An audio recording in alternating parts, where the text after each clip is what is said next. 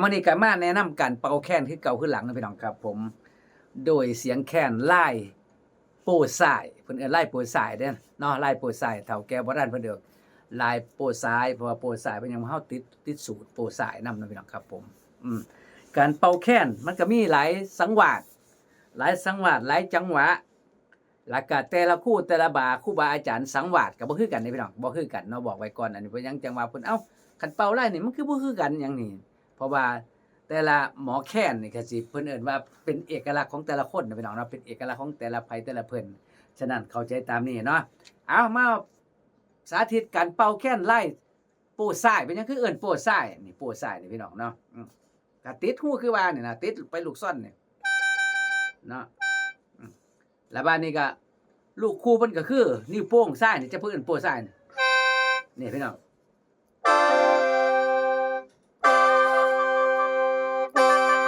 เพราะว่านิ้วโป้งซ้ายมันจะเป็นลูกจังคันสิเอิ้นใส่ตามลายใหญ่ลายหยังก็สิเป็นลูกล่านะว่าไงสิเป็นเสียงล่าเนาะเสียงล่าเสียงตั้งเสียงจัง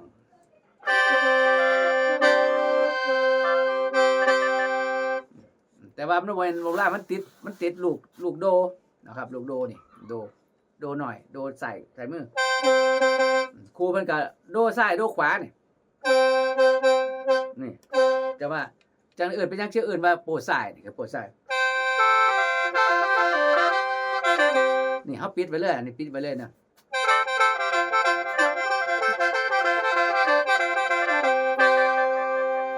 นี่จะว่าเขาจะเอิ้นลายโปรซ้ายเนาะอันนี้มันสิมีลายโปรซ้ายกับลายซอยใหญ่เป็น2คีย์เด้พี่น้องเป็น2คีย์มาย้ำอีกว่าแค่นตัวนึงเป่าได้จักคีย์ว่าได้4คีย์เนาะมาตรฐานซะก่อนเนาะพี่น้องครับผม I love you เนาะนี่คือลายโปรซ้ายลองฟังมึงเนาะ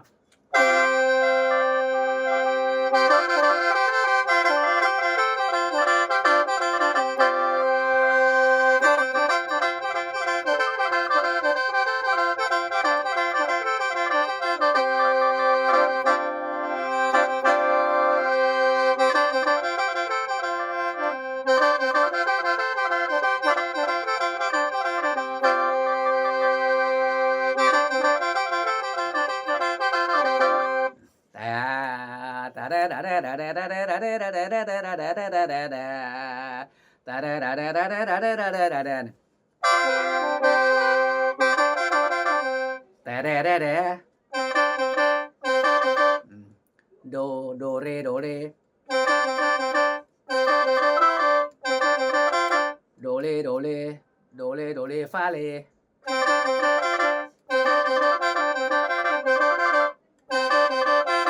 โดเลฟาเลซ้ำเนาะ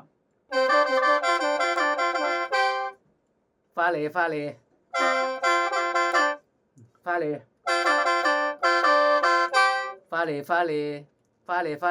ซอนนี่ฟาเลฟาซอน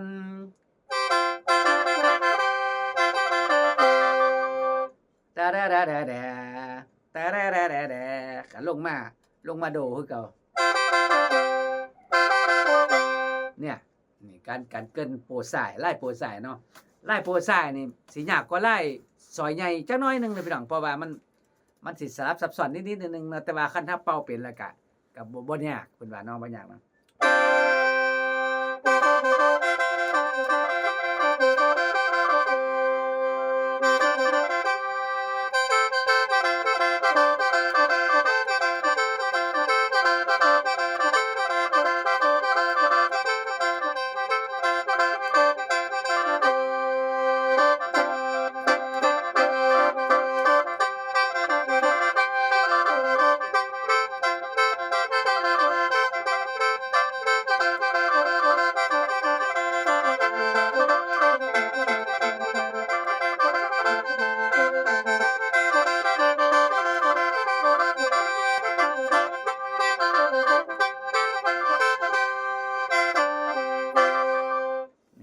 ลายซอยโปรซ้ายเนาะ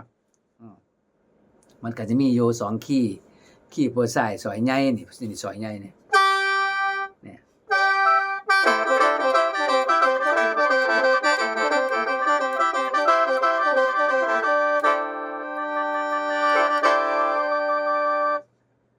ลงเล่เดี๋ยวเล่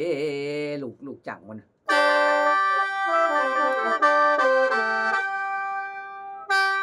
ก็สิมาซ่อน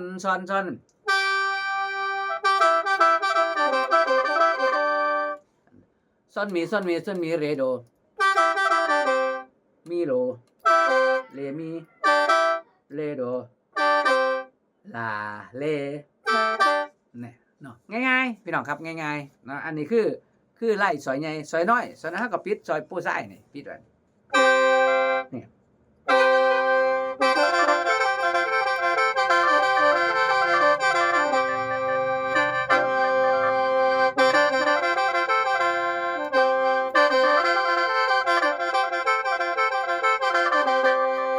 เพิ่นไล่ปูซ้ายเนาะมาแนะนำเพิ่นว่ามาแนะนำเนาะ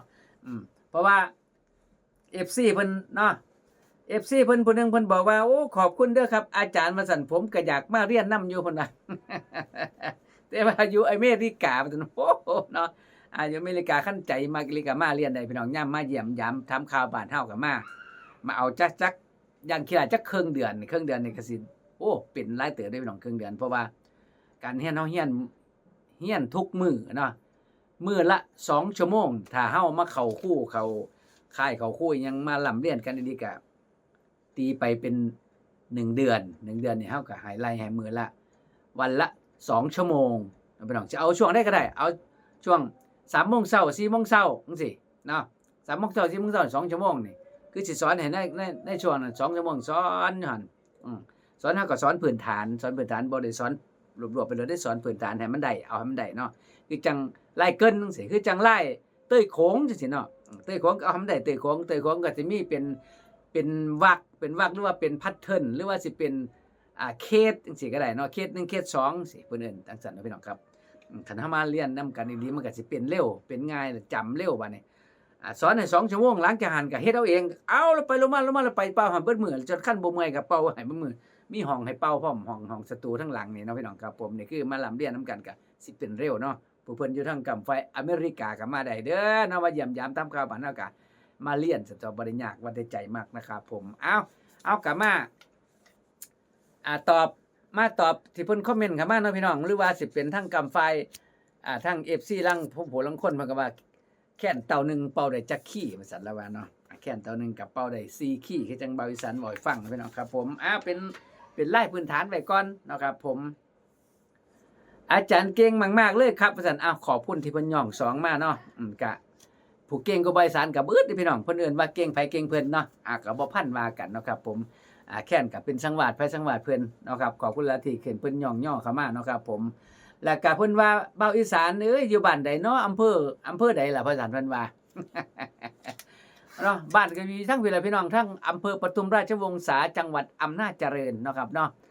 ตั้งรักปักฐานอยู่พี่ละเนาะเปิดเป็นห้องสตูสอนเป่าแค้นสอนดีดพิณสอนตีโป่งล่างสอนเป่าโหวดสอนคูแนวสอนร้องสอนล่ำเนาะพี่น้องสอนร้องเพลงก็สอนล่ำก็สอนนะพี่น้องล่ำหรือผู้ใดต้องการอยากสิเป่าแค้นก็มาเนาะเรียนได้นะพี่น้องครับผม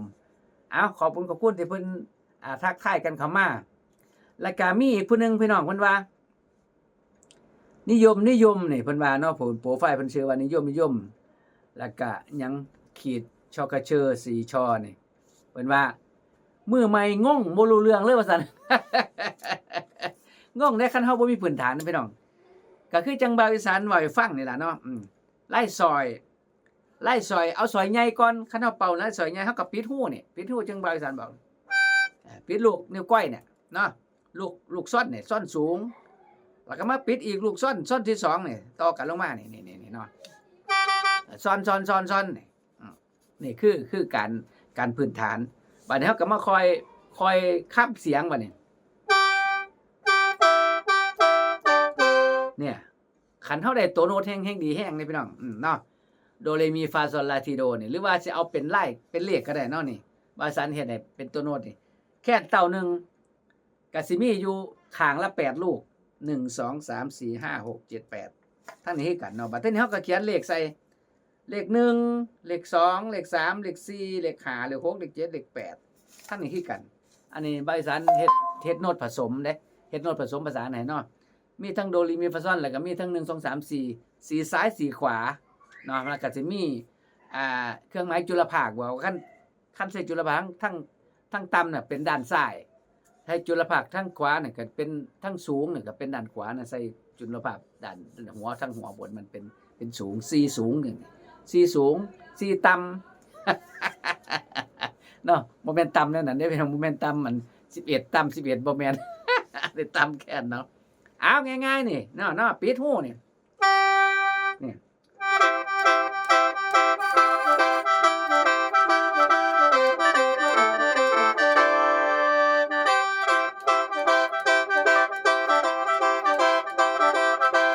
เอาซ้ำนี่ซะก่อนก็ได้แต่ละแหละแต่ให้มันเป็นมือกับลม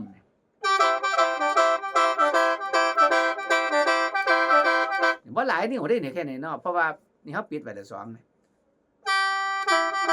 เนี่ยซอนมีเลมีซอนมีเลมีนี่เนี่ยซอนมีเลมีซอนมีเลมีซอนมีเลมีซอนมีเลโดนี่ไล่เอาหน่อยๆซะก่อนจะฝ่าเอาหลายที่แรกเนาะเป่าให้มันได้สังวาดงาน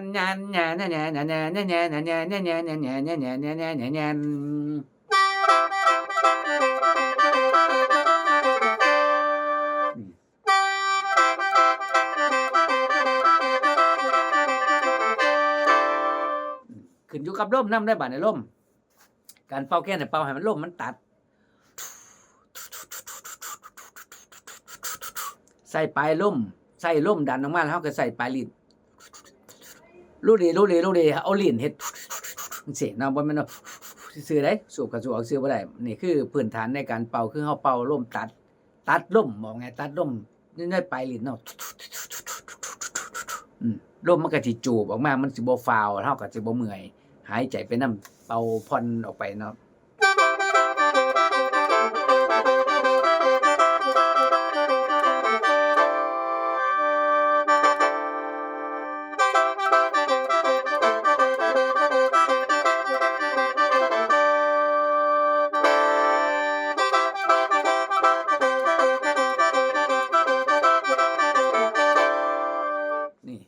คันเฮาจื้อตัวโน้บ่ได้เฮาฟังเสียงเอาก็ได้จื้อสำเนียงเสียงสำเนียงเสียงเนาะว่าแต่แลแต่แล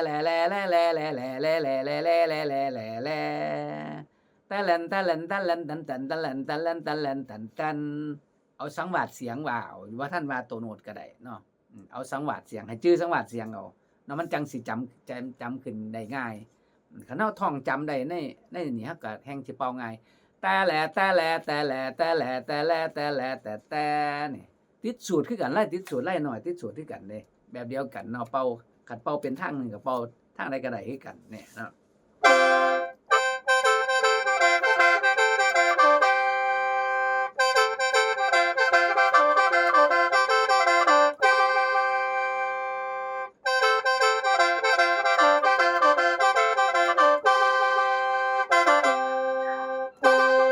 เนี่ย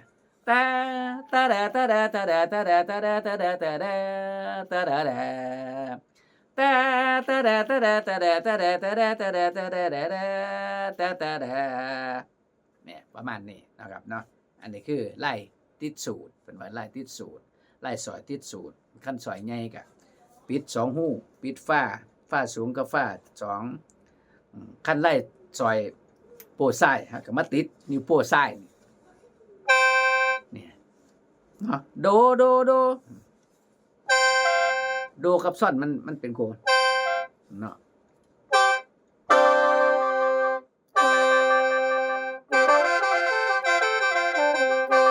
นี่เพิ่นไล่ติดสูตรเนาะเฒ่าเก่าโบราณพ่อแม่เพิ่นพาเอิ้นว่าลายติดสูตรนะครับมาแนะนำพี่น้องเฮาแนะนำเนาะครับเนาะจะได้กะของจะได้กะคอมเมนต์เข้ามาคอยเป่าคอยยังไปเนาะมันเป็นพื้นฐานเพิ่นเอิ้นว่าเป็นพื้นฐานเนาะครับผมการเป่าแค้นพื้นฐานบ่ต้องงงดอก FC บางคนมันว่างงว่าซั่น บ่งงได้คันเฮาเฮ็ดไปตามขั้นตอนบ่งงเนาะเพราะว่าเฮาฮู้ขั้นตอนว่าปิดลูกใดตึกใดแน่เป่าจังได๋จังซี่เนาะครับผมเนาะ บัดนี้เพิ่นเอา FC ผู้หนึงเพิ่นว่าสิได้บัดนี้พี่น้องเฮาเนาะเพิ่นคอมเมนต์เข้ามาว่าเป่าใส่แฟตได้อัดเสียงแค้นไล่ใหญ่ไล่น้อยไล่สุดสะแน่นหมอลำเพิ่นทำออกขายในหน้าว่าซั่นเพิ่นว่า เนาะพี่น้องโอ้ยมันก็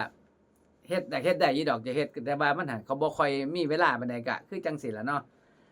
จักเพิ่นสิซื้อเฮาหลายส่ำใดเนาะพี่น้องมันกุ้มค่าส่งค่าหยังนี่บ่คันเพิ่นซื้อหลายก็ใครอยู่เนาะเพราะว่าเอาจังซี่โลดซะพี่น้องคันอยากอันนั้นลีก็ฟังนั่นนี่ล่ะฟังในที่เบาอีสานเป่าไว้ในคลิปในหยังนี่ล่ะเนาะบ่ว่าจะเป็นทางกำไฟYouTube ว่าสิเป็นทางกำไฟFacebook Creator หรือว่า TikTok นี่มีหลายพี่น้องหาซอกฟังเอาเนาะบ่าวอีสานพินแคนบ่าวอีสานเสเวิร์นบ่าวอีสาน SBM TV เนาะเบิ่งได้หลายช่องทางเนาะครับผมเอาแต่ว่าก็โดนไปก็บ่แน่อาจสิเป่าใส่เฟซได้ไปขายคือจังเพิ่นว่าก็เป็นไปได้เนาะเพราะมันจะมีจังหวะมีหยังใส่ก็สิได้ม่วนซื่นโฮแซว อันนั้นพี่น้องครับผมเอาขอบคุณบัดนี้เพิ่นเอิ้นวางสิอันนี้เพิ่นก็คอมเมนต์มาให้กันนะว่าจังได๋แค้นเพิ่นให้เอิ้นว่าให้เรียกว่าเต้าแล้วว่าก็แม่นของเพิ่นอยู่ดอกเนาะแคน1เต้านี่พี่น้องแคน1เต้าหรือว่าบางภาคบางพื้นที่ก็เอิ้นแคน1ดวงนะครับเป็นดวงร่วมกันเข้า16ลูกเป็นดวงหนึงเพิ่นเอิ้นเนาะเป็นแคนเป็นดวงคือจังสโนว์วาวนี่สโนว์วาวดวงหนึงประมาณนี้พี่น้องครับผมเนาะเอิ้นได้หลายแนวครับบ่ได้สงวนลิขสิทธิ์บ่ได้จำกัดเนาะสิเอิ้นให้ถึกอีหลีก็คือเต่าล่ะเพิ่นว่าเนาะมันเป็นเต่านี่เต่าเอิ้นตามเต่ามันน่ะนะ เนาะก็ขอบคุณที่เพิ่นคอมเมนต์เข้ามาเนาะบอกให้ฮู้ไปหลายคนหลายคนเพิ่นว่าเนาะครับเนาะขอบคุณหลายๆกันแล้วกัน FC เฮาที่เพิ่นสนใจเนาะพี่น้องครับผมให้ความหยังเพิ่นว่าให้กำลังแรงใจกับบ่าวอีสานเนาะครับผมอันนี้เพิ่นว่าจังได๋อันนี้ก็ได้มึงเด้อขอเบอร์แน่ครับว่าซั่นขอเบอร์แน่ค่ะสนใจอยากปรึกษาเรื่องแค้นว่าซั่นว่าอยากปรึกษาพี่น้องก็หลังไมค์เนาะโทรมาได้นำพี่น้องหรือว่าแชทเมสเซนเจอมาก็แชทได้เนาะเบอร์โทรเด้อพี่น้องเบอร์โทรจดไว้เอาเบอร์โทรเนาะเพื่ออยากติดต่อสอบถามว่าการเป่าแค้นจังซั่นจังซี่ก็พอแนะนำได้ก็แนะนำให้เนาะพี่น้องเอามาต่อยอดเพิ่นว่าเอามาเผยแพร่มาต่อยอดอยากให้เป็นหมอแค้นผู้คนมักเป็ดเนาะ064 347 4198 064 347 4198นะครับอันนี้คือเบอร์บ่าวอีสานนะครับผมหรือว่าบุญมีทอปทุมราชติดต่อสอบถามกันเข้ามานะครับผมเอาสำเร็จก่อนเนาะพี่น้องครับน้อยน้อยเล็กน้อยไปเพราะว่าคันเฮาบ่ออกไปหลายกะมันสิลืมหลายเนาะคือจังแต่ต้นรายการน่ะพี่น้องเฮาเป่าประมาณนั้นนะครับผมเนาะแคน1ดวงหรือว่าแคน1เต้าเป่าได้4คีย์นะพี่น้องครับผมเข้าใจตามนี้จังพอกันในคลิปต่อไปหรือว่าในรายการต่อไปรายการนี้เอาไว้สำหรับก่อนกันแล้วกันขอให้แฟนๆจงโชคดีสุขภาพครับผม